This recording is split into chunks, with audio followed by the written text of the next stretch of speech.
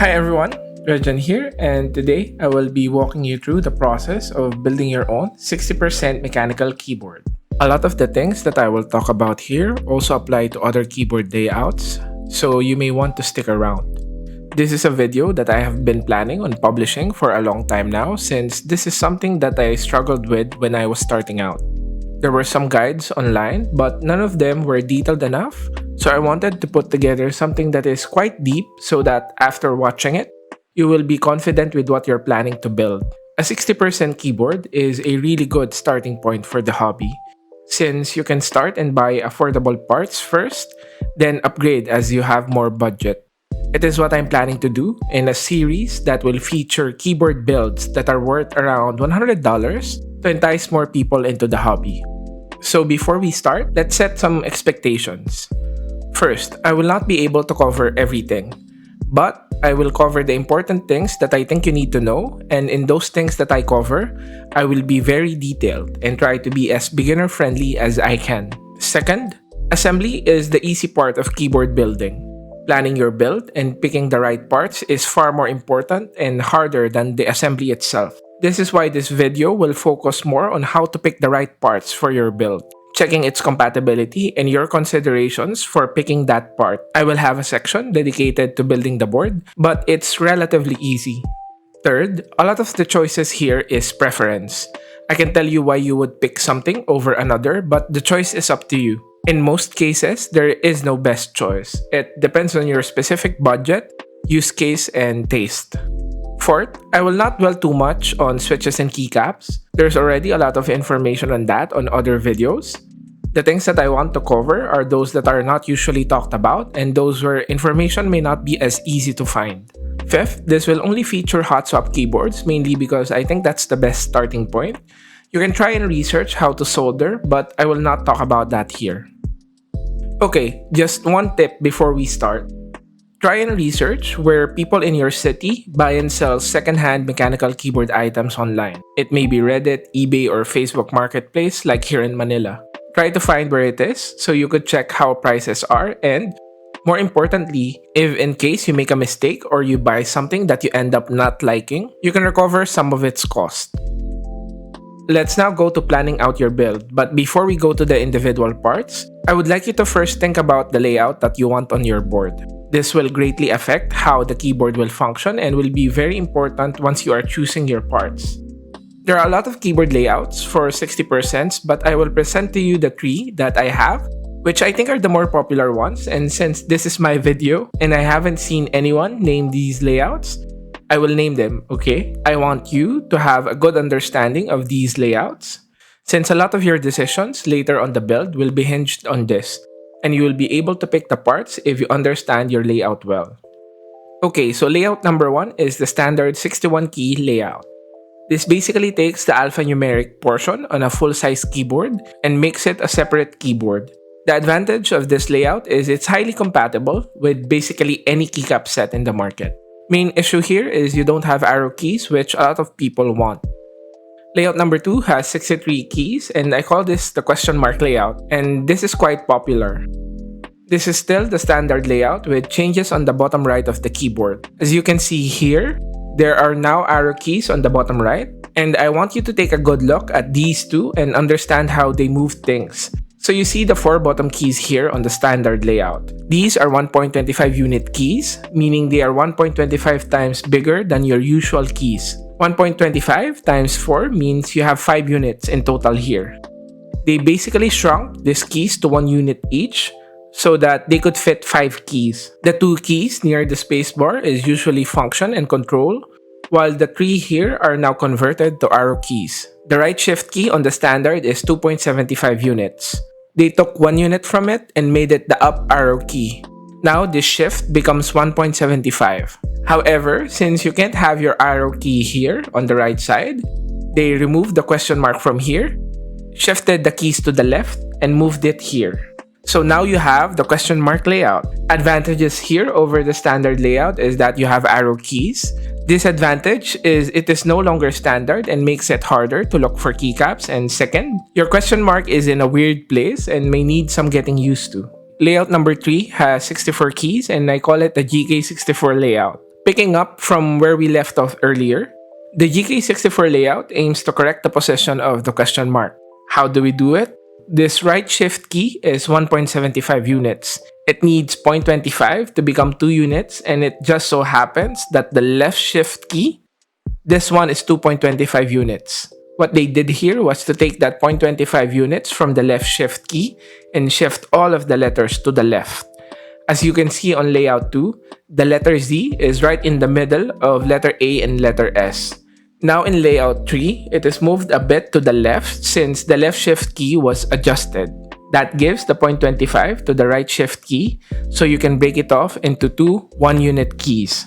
You now have a question mark here and a 1-unit shift key here. Advantages: functionally, you have your arrow keys and the question mark is properly positioned. Disadvantage: it's a nightmare to get keycaps for it, though more and more GK64 keycaps are being sold for this specific layout. So, pick out your layout, and in summary, it is a compromise between being compatible with a lot of keycap sets and functionality. So now we go to the different parts of a 60% keyboard, and usually for most keyboards as well. You need 6 things: a case, a PCB, a plate, stabilizers, switches, and keycaps. First, let's go to the case, which is quite straightforward. Compatibility is quite easy. If it says standard 60%, then it should fit your board. If you want to check, it should have standoffs where you screw in your keyboard in these 6 locations: 2 on the left side, 2 on the right side, 1 in the middle, and 1 to the right of the spacebar. What are your considerations when picking your case? Usually, the biggest one is the material. It affects both the feel and sound of your board. Your usual choices are plastic, acrylic, and aluminum. Plastic is affordable and it is light but does not feel quite premium. Acrylic usually is used for RGB builds like this one since it's good with diffusing light throughout the board. Aluminum is heavier, has a higher pitch, and usually looks and feels more premium, but it is more expensive. The form, color, and style of cases also vary greatly, and choosing the one you want is up to your preference. My personal recommendations here are the Tofu and 5-degree cases from KBD Fans. Second, the PCB or the printed circuit board. This is basically the electronic part of the keyboard. If it says standard 60% PCB, then it should be compatible with most cases. If you want to check, again, look for the 6 holes where it should be screwed into the case. 2 on the left side, 2 on the right side, 1 on the middle, and 1 to the right of the spacebar. What are your considerations? First, the layout. This is where your layout choice earlier will play a major part. If you are working with hot swap PCBs, the layout is fixed and you need to find a PCB that will fit your layout. For layout 1, I have here the Instant 60 PCB. You can also choose the GK61 PCB from Epo Maker. For layout number 2, the question mark layout, the popular choice is the DZ60 RGB V2, but you can also go with the BM60 PCB here. For layout number 3, you can check the GK64. Second consideration, RGB. You are usually dealing with 2 forms of RGB: perky and underglow. Perky is the LED on your keys, while underglow is light beneath your PCB, which is usually used on acrylic or transparent cases.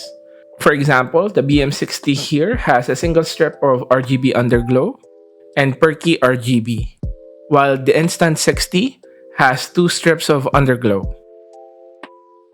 Third consideration would be the software that you will use to manage the settings on your PCB. You need this to change key assignments and RGB on your PCB, though in most cases, the default setup of your PCB is good, and there is no need to modify it unless there are particular bindings that you prefer. The commonly used tools are QMK and VIA. QMK can be accessed through your browser and has a steeper learning curve, but it is very powerful and supports a lot of PCBs. VIA, on the other hand, is more user-friendly but has limited support. Fourth consideration, north-facing or south-facing LEDs. This basically refers to where your LED is on your hot swap sockets. North facing means LED is at the top. South facing means LED is at the bottom. North facing LED is good for RGB, especially if you will be using backlit keycaps, since keycaps like this will have the legends at the upper portion of the keycaps. This will make sure that the LED is right where the legends are. The issue with north-facing LEDs is interference. I won't explain it in detail because it will take long, but simply put, you will have issues with thick cherry profile keycaps like GMK if your keyboard has north-facing LEDs. Since GMK is the usual high-end option for keycaps, a lot of people prefer and see south-facing LEDs as the more premium choice. If you don't care about cherry profile keycaps and like RGB, go north facing. If you want to use GMK, go south facing. Next, the plate. The plate is what holds your switches and has a direct effect on how typing sounds and feels. It's also one of the pieces where it's easy to make a mistake if you don't know what you're looking for. So compatibility, and this will be very detailed because I don't want you to make a mistake when buying your plate. Let's go first to what I would say is one of the most common plate in the market. This is what you would usually see. Where you need to focus here is on the left shift and the bottom right of the plate. To recap, both layout 1, the standard 61 keys, and layout 2, the question mark layout, both have 2.25 left shift. Layout 3 with 64 keys has a 2-unit left shift. Looking at the plate, you would need to check first what is the size of the left shift. For some websites, they have it somewhere on the description. If they don't, you can check it by looking at the place where the letter Z would be. For plates that have a 2.25 left shift, the Z will be placed exactly in the middle of A and S. If Z is in the middle, that's a 2.25 left shift. This plate, on the other hand, has a 2-unit left shift. You verify that again by looking at the letter Z. Since the left shift is shorter by 0.25, this moves the letter C to the left and it's no longer perfectly in the middle of A and S. This means that this plate will only fit layout 3 with 64 keys. This will not fit the first two layouts. Going back to the 2.25 left shift plate, this will fit both layout 1 and layout 2. You can tell that by looking at the second criteria, which is the bottom right. If it's an open space like this one, it would be able to fit both layouts. This is a plate that can only fit layout 1, which is the standard layout because the holes on the bottom right are only 4. It cannot fit your arrow keys. Layout 2 requires 5 keys on the bottom right. That's why this plate right here can fit both because it does not have separators unlike this one. Okay, I hope that is clear enough. There will now be a quiz. Yes, a quiz. Just to make sure everything is clear because people make a lot of mistakes on this area. I will be showing you some plates and you would need to tell what layouts that plate will fit. Pause the video until you have an answer. Okay, first one. This one will only fit layout 3 or the GK64 layout. The left shift is 2 units since Z is not in the center of A and S. Second one. This one will only fit layout 1, the standard layout. Left shift is 2.25 and the bottom right has space for only 4 keys. Third one. This will fit both layout 1 and layout 2. You have a 2.25 left shift key here and the bottom right space is open for both layouts. Okay, so that's just compatibility. On to other considerations. Your choices mostly depend on what material the plate is made of. These generally affect the way typing feels and sounds. The two most common choices are aluminum and brass. Aluminum is usually cheaper, but a lot of people prefer the deeper sound of brass. Brass, on the other hand, can oxidize and tarnish over time. I have not yet done a side-by-side comparison on this, but I hope to do it soon. I will link it here once I publish it. Some people do say that brass is a bit more stiff than aluminum. I'm not so sure if I feel a difference in the typing feel, to be honest. You can also choose carbon fiber or polycarbonate plates. I have honestly not tried this yet, but based on what I've read, they should be more flexible compared to the metal ones. I will try and release a video on it once I get it. Okay, now going to what I think is the most challenging part in building a keyboard, the stabilizers. The stabilizers, or stabs for short, prevent the larger keys on your keyboard from wobbling. These make or break a keyboard. The goal here is to have a stabilizer that doesn't have rattle. There is a reason why all the sound tests that you see online mash on the spacebars and the modifiers at the end.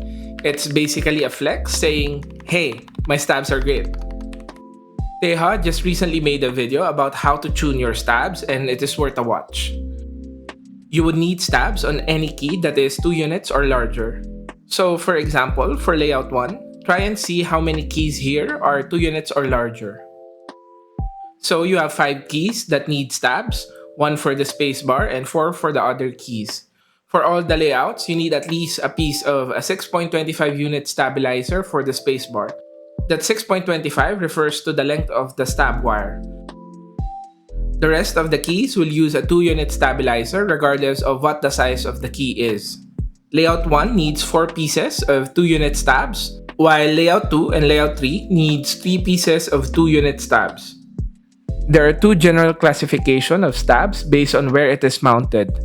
Plate-mounted stabs are stabs that are placed on the plate, while PCB-mounted stabs are, you guessed it, mounted on the PCB.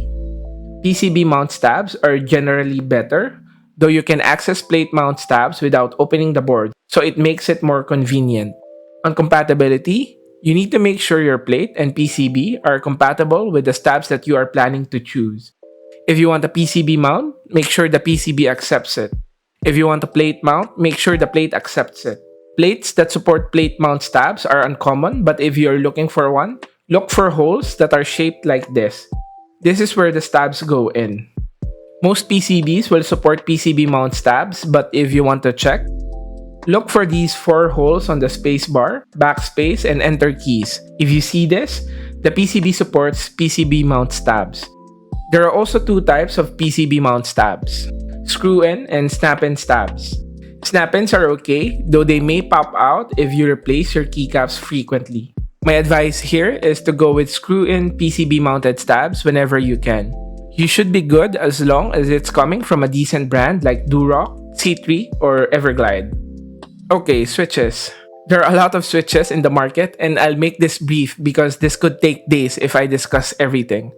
So I'll just provide an overview. Switches are generally classified into 3 categories based on how they feel. You have linears, which have a smooth keystroke until you bottom out. You have tactiles that have a bump when you press on it, and click keys that produce a loud click and has a strong bump. My personal opinion, any choice is good for both gaming and word processing. A lot of it is preference, though if you want a more silent sounding board, stay away from click keys. Take note, buy mechanical switches, not optical ones. Optical switches will not work on these PCBs. Mechanical switches can have 3 or 5 pins.